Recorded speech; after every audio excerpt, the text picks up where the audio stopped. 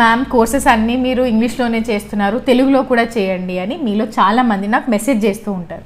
ఒక విషయం చెప్తాను, అంతా తెలుగులోనే చేస్తే మనం ఇంగ్లీష్ ఎలా నేర్చుకుంటాం చెప్పండి. ఇప్పుడు మనం రోజు మాట్లాడుకునేది తెలుగులోనే, మనలో చాలామంది పేరుకి ఇంగ్లీష్ మీడియంలో చదివినా నేర్చుకున్నవన్నీ తెలుగులోనే నేర్చుకున్నాం. కాకపోతే మన లా ఫీల్డ్లో యాజ్ అ సీనియర్గా నేను ఒక విషయం చెప్తాను. బేర్ యాక్ట్స్ ఇంగ్లీష్లోనే ఉంటాయి, టెక్స్ట్ బుక్ ఇంగ్లీష్లోనే ఉంటుంది, డ్రాఫ్టింగ్ ఇంగ్లీష్లోనే చేయాలి, జడ్జ్మెంట్స్ ఇంగ్లీష్లోనే చదవాలి. అందుకని మనకి ఇంగ్లీష్ అనేది ఇప్పుడు అలవాటు అవ్వకపోతే రాను రాను మీరే చాలా ఇబ్బందులు పడతారు. అందుకని నేను సింపుల్ ఇంగ్లీష్లో కోర్సెస్ క్రియేట్ చేశాను.